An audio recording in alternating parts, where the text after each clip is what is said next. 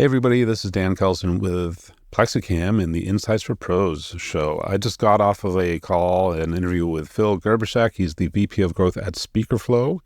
And given that Plexicam and SpeakerFlow, our primary audiences tend to be professional speakers and communicators, thought leaders, this kind of conversation has been a while in coming as we've been sort of ships in the night sailing past each other. What we're talking about, which is really the business of show business or the speaking business or the business of being a thought leadership, is not just about the content that you're creating and the engagement that you're getting with the audience. It's how do you turn that into a business that's sustainable with systems that help you instead of relying on you to be the human glue between a whole bunch of disparate systems, technology systems, or systems of processes that you use to engage through marketing and sales and tracking contracts and all these kinds of things. If that's driving you nuts, or even if you think you're doing it pretty well, but you want to just double check maybe, I think this conversation with Phil from SpeakerFlow is going to be really interesting for you. And by the way, look in the show notes. There's a link to the 2023 industry report that they did that is some really interesting statistics. We talk about a couple of them, but I think you'll really find some useful nuggets in there that might really help change the way that you tackle your business for 2024 and beyond. Let's go for it.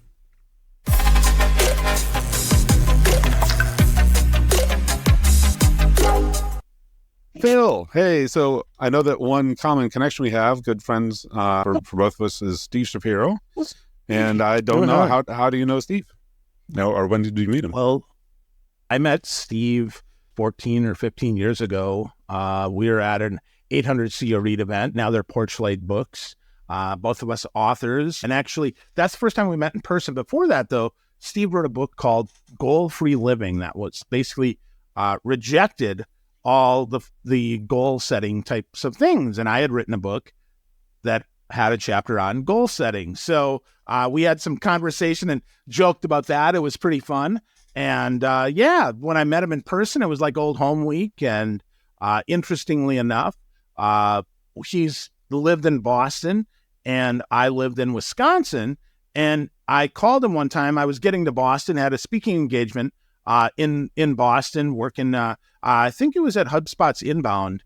And I can't remember, I think I was speaking. I can't remember if I was speaking or attending, doesn't matter anyway. So I called Steve and like, dude, I'm in your town. He goes, yeah, well, that's great, but I just moved to Orlando. I'm like, oh man, I never go to Orlando. And then magically I ended up moving there. So Steve was one of the last people I saw actually, before I moved, because little known fact about Steve Shapiro, he is also a pinball wizard like me. So Steve loves pinball too. Oh, no kidding. Okay. Wow. I thought I knew him pretty well, but that had never come up. So, he was the first person I ever interviewed about innovation in 2006, when that was my first audio-only podcast. And he lived in the same town. So we, in Quincy, Massachusetts, south of Boston. And I found him through LinkedIn. So I did a search for people that had innovation in their title.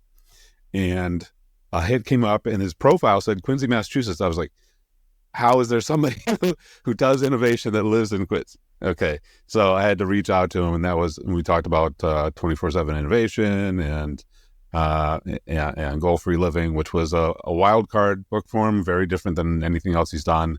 And it was potentially dangerous for his career because it was very much not, off in a different sort of lane.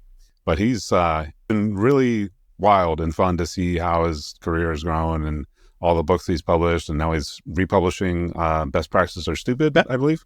Yeah. Beautiful. Yeah. So, SpeakerFlow, a lot of the clients of Plexicam, my company, our speakers were sort of our initial target audience. My partner, Tom Galopoulos, who invented Plexicam, he's a great speaker. And the two of us, we know probably thousands and thousands of speakers. And so we seeded Plexicams out into the wild. Steve was one of the first people that got it, gave us some great feedback, as you might expect, knowing Steve. And speakers are, in 2020, we came to the market in late 2020. The business of speakers is you got to be out there, normally on a big stage, typically, and flying around and racking up millions of miles on some terrible airline, probably. And that all changed, obviously. So what's awesome about that is that speakers really get what we do as a product company, and definitely what SpeakerFlow does, because there's far more to the business of speaking and other thought leader audiences that you guys deal with. So I don't think there's like speaker school. You don't go to college necessarily to become a professional speaker. There might be useful classes, but there's more to it than just being a great speaker, a great communicator, a great author, potentially all that. So what does SpeakerFlow do? So I don't blow it and misinterpret what you do. But, to me, it looks like the world of SaaS and Salesforce and HubSpot and all sorts of things. You can piece together a bunch of systems that kind of work, but are also Frankenstein monster kind of a thing. But SpeakerFlow seems like it's really focused on a specific world and then a specific sort of surrounding set of systems. Yeah. So we work with thought leaders, like you mentioned there, speakers, trainers, coaches, authors, trainers, anybody who uses their speech, if you will, to improve their business. And our premise here is that speakers don't want to run their business. Not that they don't want to run their business, but I guess I should say they don't want to implement, they don't want to put a system in for their business because that's not what they're great at. And that's okay. Like if you are, that's awesome, right? I mean, that's a big leg up, but they know that they need contracts and they need, social media and they need marketing and they need a CRM and they need all these different things. They all need to pivot around a CRM. And what we do is we take a hands-on approach and we partner with the thought leader, with the speaker, to implement a system to help them run their business much more effortlessly so that they can stay in their zone of genius. So if we take our friend Steve Shapiro, right? Steve is an innovation guy. Steve wants to spend more time focused on ideation and thinking about innovative things and innovative ways to solve problems.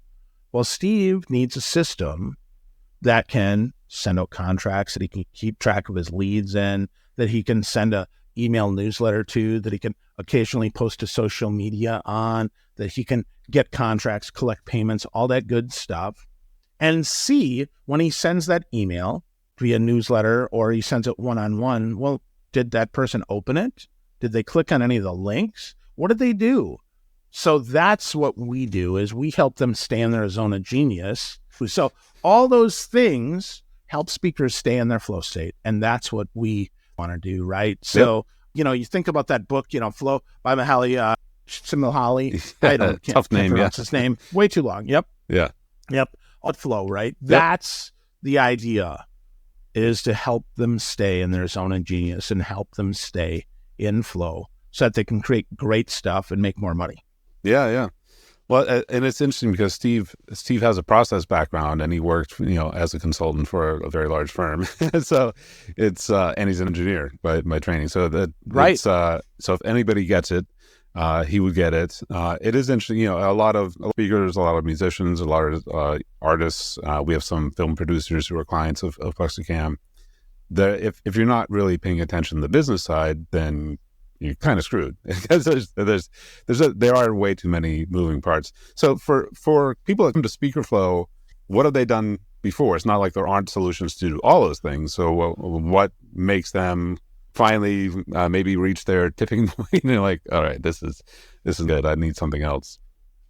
Yeah. Well, a lot of times they have Frankenstein it together with some chicken wire and some duct tape and or maybe they've MacGyvered it, right? If we really want to get old school here, right? So, they're tired of looking in disparate places. They're tired of not getting statistics on the stuff that's important to them.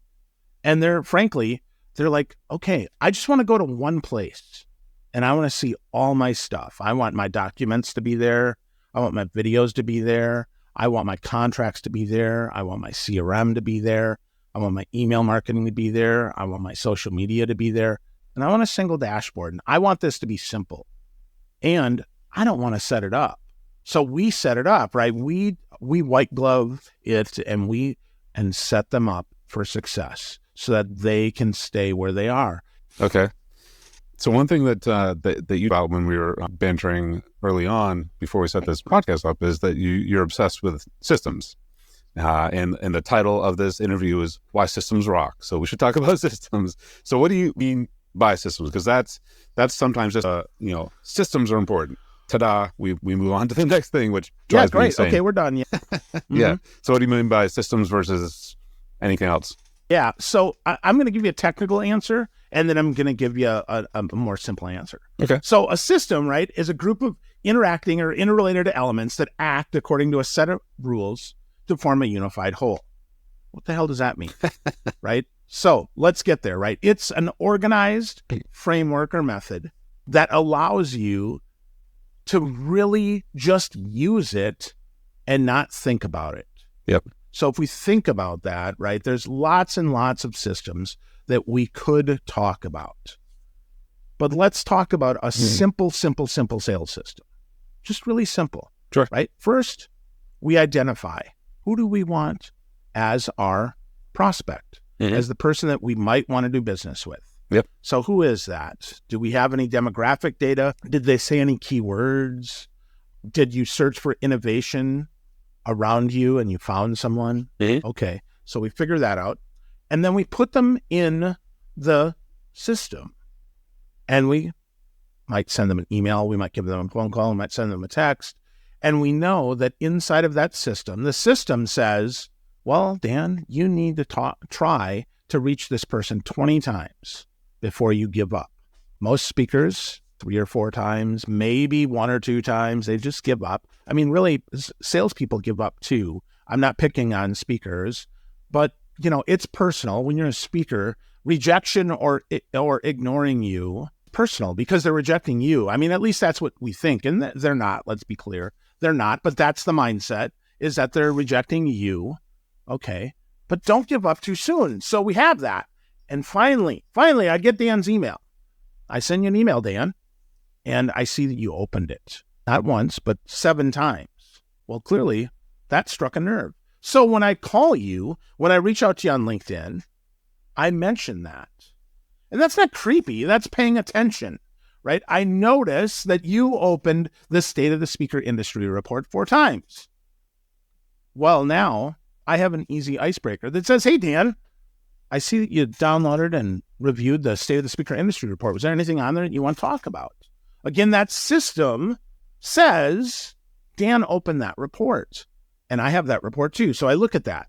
Okay, now we have something to talk about. And Dan says, Phil, it's, near the end of the year and I don't want to, I'm not ready to make an investment today. Can you get back to me in April? Well, again, most speakers, they use their trusty pen and pencil and their calendar and they write down April, call Dan. And then they read that and it's in my writing, so you can't even read that. And I'm like, who's April? Oh, I don't know who April is. I never mind.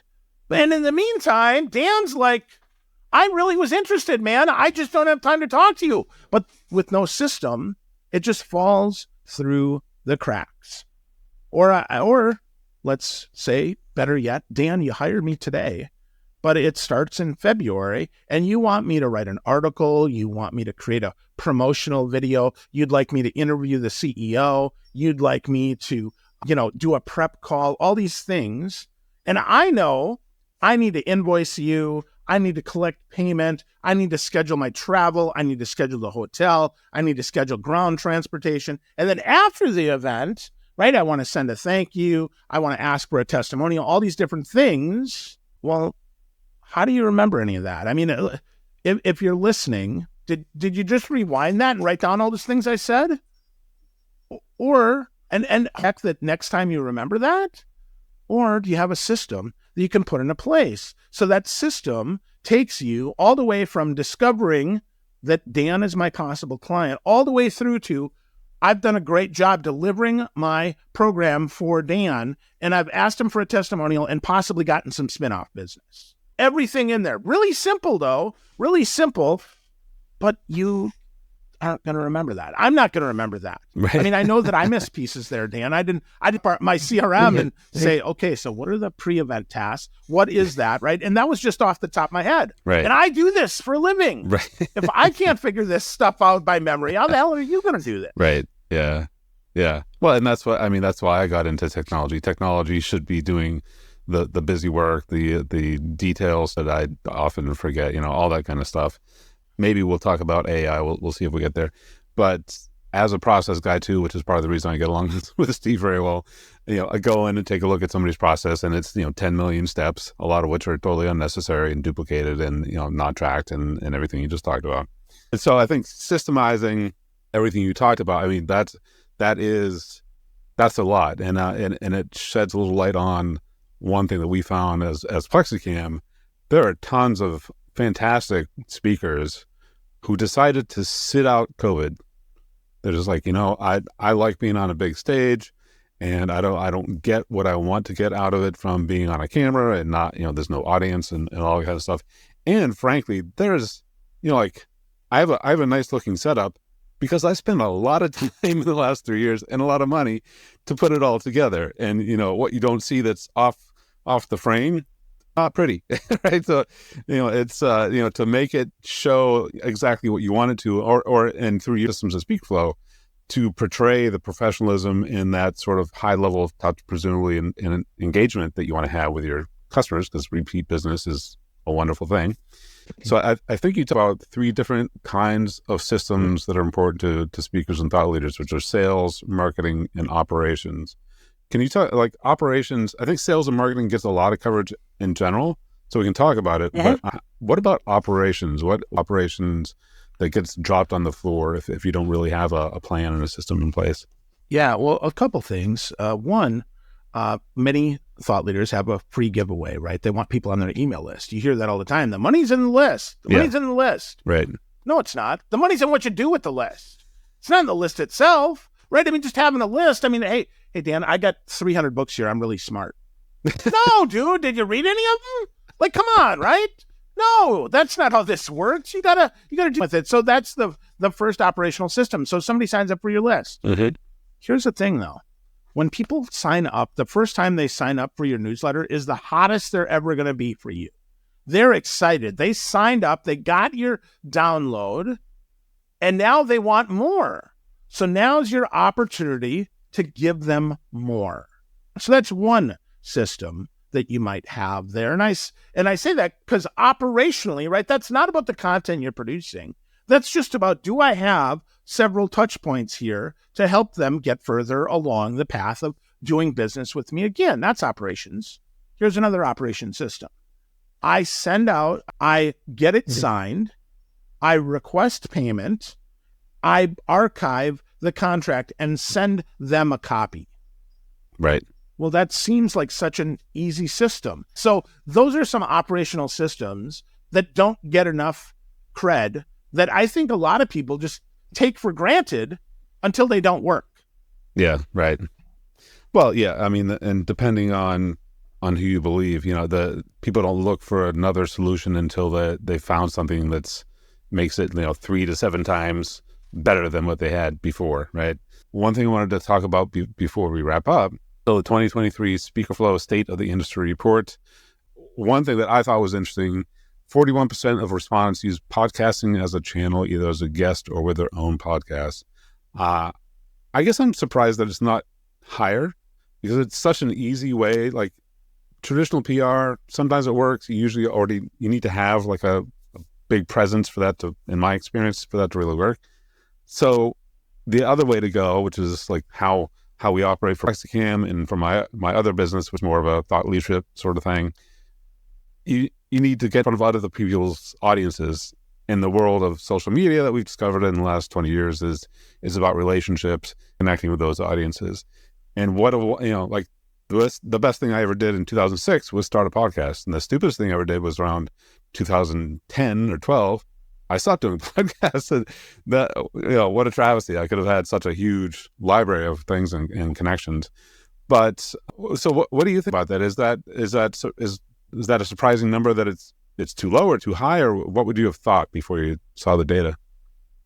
Well, before I saw the data, actually, I would have assumed lower, because I don't see, I'm very active on social. I'm connected to thousands of speakers like you are, Dan, and I never see, they don't promote anything except themselves. And so, right, I mean, if it's your podcast, they're not going to share that. I mean, oh, no, my audience started my message, and, Dan, you're not asking me any different questions, so I'm not going to share that. That's the first reason that I think that is. The second reason is the other way, I don't want to seem terribly self-promotional, so I don't want to share this interview with anyone. So I don't, right? So, and that is hard. And also, I think sometimes the challenge is they just pitch, like speakers pitch. They want the lowest, they want the water, right? They want to get to lowest point, and they want to send 1,000 emails and get a 20% hit rate. They don't have a system to follow up. They don't customize their message, and they send the same crappy message, right? So I think that's the other reason that folks don't do that. So that's why I would have expected it to be lower. That's interesting. So that gets back to the whole systems idea. So that's like right. Having your own podcast or being a guest on somebody else's podcast, that's just one little tiny drop in the sea of that you could have in a system that maximizes the effectiveness of why did you even do that podcast in the first place? And there's plenty of reasons why you do that, but maybe take advantage of more of those reasons and let people know that it exists, among other things. And so, as often happens when I'm having these conversations, I need to capture after we're done the things that I should be doing that I have not been doing. Same, right? So let's clear, right? I don't run a perfect system either. I don't know anybody that does, but having us and working at most of it is better than having no system or working none of it. And you mentioned before we got going that there was something also in the State of the Industry report that you thought was really interesting. And what was that?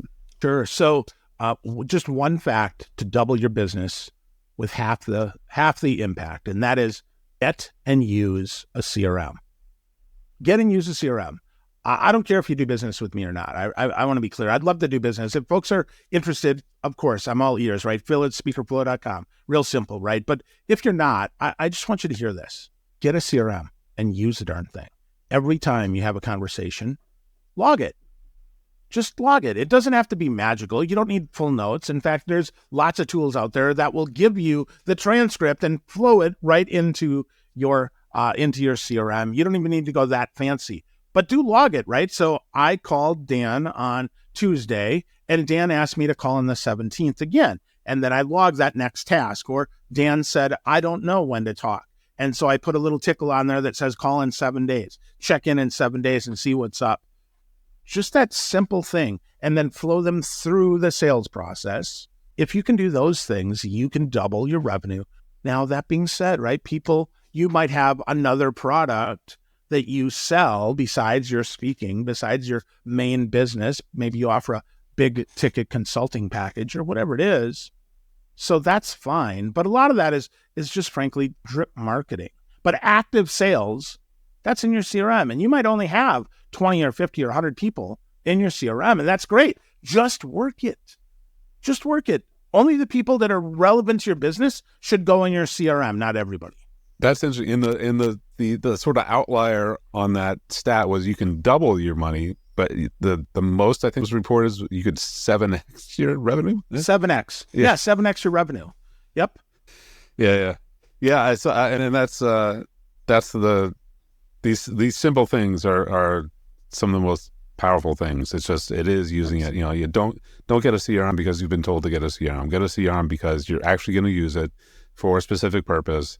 And really work on simplifying your processes that are embedded in these systems. And if you move into like you get an executive assistant or a virtual assistant or a bot or whatever, if you have a system where this stuff lives, then whoever or whatever can act on it there on your behalf, and away you go. So that it opens up so much opportunity that it is a shame, because I know a ton of fantastically brilliant speakers and authors, and that's why I started podcasting was to learn from people that clearly had expertise, and then to kind of let it just rot on the floor because they didn't have a way to systematically engage with potential clients in a non-creepy way. And I do think if anybody's going to take away at least one thing from our conversation, it's that they should be considering systems that help to streamline and simplify the stuff that they know they should be doing. They're just not doing it, and it's probably overwhelming. So thank you for taking the time to speak with me about that. What's the best way for people to find out more about SpeakerFlow from like an entry point into finding out more?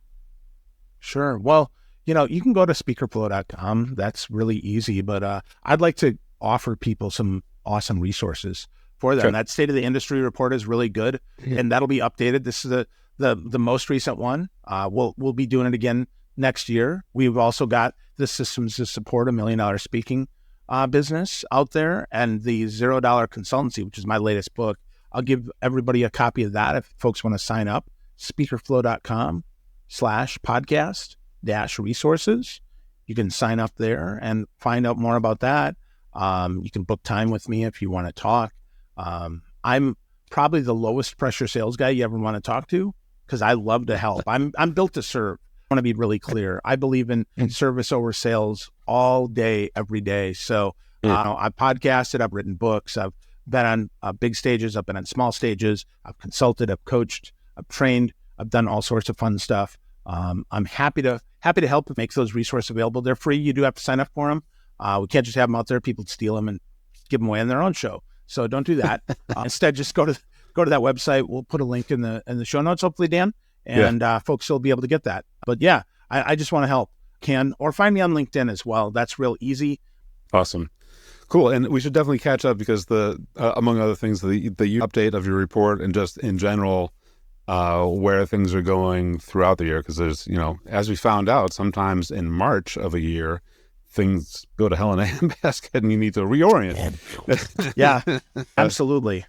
All right, Phil. Well, thank you so much for joining me. Say, if you talk to Steve before I do, say hello. I will. Say hi to Taylor. I'm looking forward to finally talking to him in a couple of weeks. Yeah, I will. I sure will, Dan. Thanks for having me on your show, man. All right. Thanks.